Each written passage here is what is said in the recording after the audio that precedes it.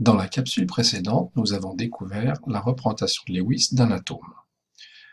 Dans celle-ci, nous allons voir la règle de stabilité, appelée aussi la règle de l'octet et du duet. C'est cette règle qui va expliquer pourquoi les atomes s'associent pour former des molécules ou se transforment en ions. Jetons un petit coup d'œil à la classification périodique et notamment la dernière colonne, celle qui comporte l'hélium, le néon, l'argon, krypton et xénon. Ces atomes ont une particularité, c'est que leur couche externe est complète, c'est-à-dire saturée. Elle comprend 2 électrons pour l'hélium, le maximum sur cette couche, 8 pour le néon sur la deuxième couche, ou 8 pour l'argon encore sur la couche M.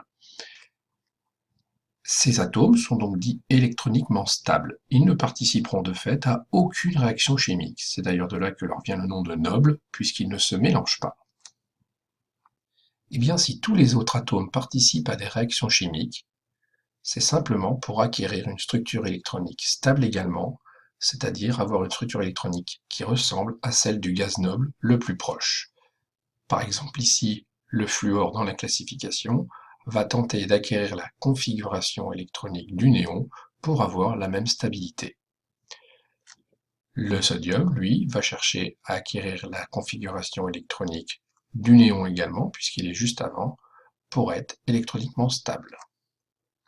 Donc pour certains atomes, il va s'agir de gagner des électrons, en avoir un peu plus autour du noyau, et pour d'autres, il s'agira d'en perdre. Voyons tout de suite un premier exemple avec l'atome de sodium et l'atome de chlore. Atome de sodium, donc symbole Na, numéro atomique 11, donc 11 protons dans le noyau, 11 électrons autour. Et l'atome de chlore, numéro atomique 17, 17 protons dans le noyau et 17 électrons qui tournent autour. Le gaz noble le plus proche du sodium, c'est le néon, qui compte 10 électrons. Le sodium, lui, en a un de plus. Le gaz noble le plus proche du chlore, c'est l'argon, qui compte 18 électrons. Le chlore en a 17, il lui en manque un. Eh bien, je vais cliquer ici pour former 2 ions. Il suffit donc au sodium de céder son électron au chlore pour se retrouver avec 10 électrons, donc la même configuration électronique que le néon, et le chlore, il lui suffit de recevoir cet électron pour compter 18 électrons et avoir donc la même structure électronique que l'argon. Ainsi, tout le monde est content. Par contre, pour le sodium, si le noyau n'a pas bougé, avec toujours 11 protons, il n'y a plus que 10 électrons autour, soit globalement une charge de plus 1. Il y a donc ici formation d'un ion positif appelé cation et que l'on va noter Na+. De son côté, le chlore, qui comporte toujours 17 protons dans son noyau, a maintenant 18 électrons autour, soit une charge globale de -1. On a donc ici formation d'un ion négatif appelé anion et noté ici Cl-. Un autre exemple avec l'atome de magnésium et l'atome d'oxygène. Donc le magnésium, numéro atomique 12, 12 protons, 12 électrons. Et le gaz noble le plus proche, c'est le néon avec 10 électrons. Donc le magnésium va tendre à perdre 2 électrons. Les 2 électrons qui sont ici sur sa couche externe, la couche M. De son côté, l'oxygène, lui aussi gaz noble le plus proche, c'est le néon, avec 10 électrons, il en a 8, il va tendre à en gagner 2 pour compléter sa couche externe qui est ici la couche L. Je clique ici pour former les 2 ions. Voilà, le magnésium a donc cédé 2 électrons, il possède la constructure électronique maintenant du néon, il comporte toujours 12 protons mais n'a plus que 10 électrons, donc une charge globale de +2. C'est un ion positif, cation, noté Mg2+. De son côté, l'oxygène qui a reçu 2 électrons comporte maintenant 2 charges négatives de plus que les charges positives, donc une charge globale de -2. On notera ici que c'est un ion négatif, appelé anion, et noté O2-. Alors selon les conditions de l'expérience, les atomes ne vont pas forcément s'échanger des électrons, ils peuvent aussi les mettre en commun. Prenons ici le cas du chlore, 2 atomes de chlore pour être précis. Nous retrouvons ici la représentation de Lewis. Donc pour avoir une couche externe complète, il manquerait à cet premier atome de chlore un électron pour en avoir 8 sur sa couche externe. Et bien sûr, c'est la même chose pour le suivant. Dans ces cas-là, ces deux atomes peuvent se rapprocher pour former avec ces deux électrons une liaison dite covalente. Et ainsi, si on regarde bien, le premier atome de chlore, il a bien 18 électrons, comme l'atome de néon, le gaz noble le plus proche, une couche externe saturée avec 8 électrons. C'est la même chose pour le deuxième, en mettant un électron commun, les deux atomes se retrouvent avec la structure électronique stable qu'ils recherchaient. Un autre exemple, avec un atome d'oxygène et deux atomes d'hydrogène, les deux atomes d'hydrogène vont tendre à gagner un électron pour respecter la règle du Dewey et ressembler à l'hélium, alors que l'oxygène, lui, va tendre à en gagner deux pour avoir la structure électronique du néon. Dans ces cas-là, ces trois atomes vont se rapprocher. Pour les hydrogènes, on aura bien deux électrons présents autour du noyau sur la couche externe, et pour l'oxygène, on en aura bien 10. Donc ici encore, tout le monde est content, la règle de l'octet et du Dewey est respectée, et tous les atomes ont une structure électronique stable. Il nous reste donc maintenant à compléter le document de cours ensemble.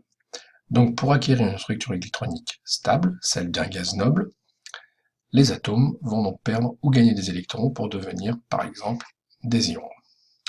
Je reprends l'exemple du sodium, dont la représentation de Lewis est Na avec un point, a besoin donc de perdre un électron, cet électron justement, pour acquérir la structure électronique du gaz noble le plus proche, qui pour lui est le néon. L'atome de sodium devient donc un ion positif, puisqu'il perd une charge négative, qui est appelé cation et noté Na+.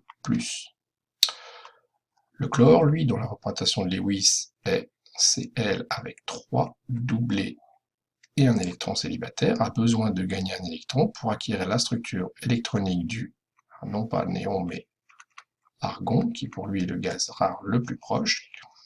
Et l'atome de chlore devient donc un ion négatif, puisque cette fois il a gagné une charge négative, qu'on appelle anion, et noté Cl-. Alors une petite définition, lorsqu'un atome ou un groupe d'atomes cède un ou plusieurs électrons, il se transforme en un ion chargé positivement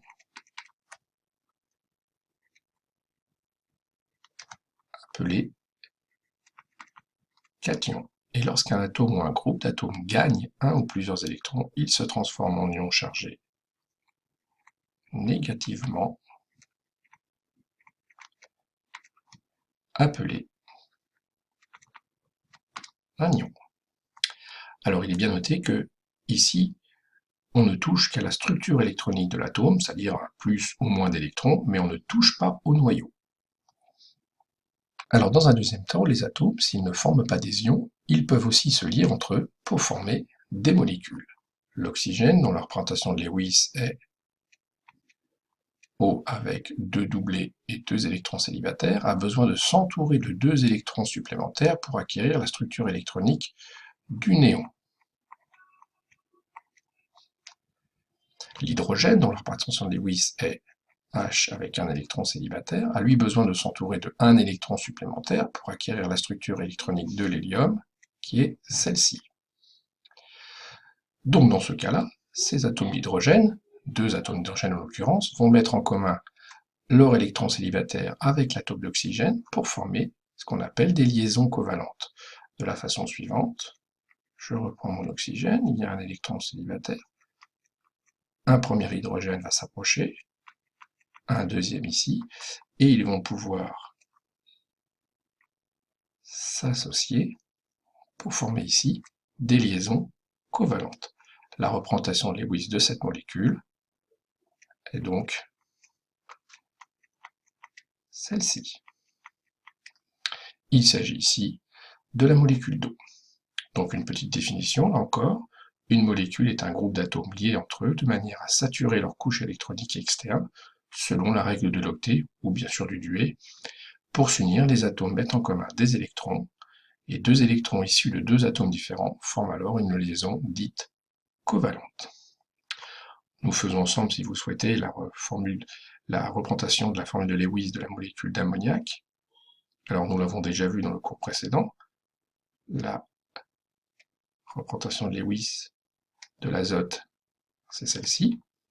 Il y a ici 3 atomes d'hydrogène.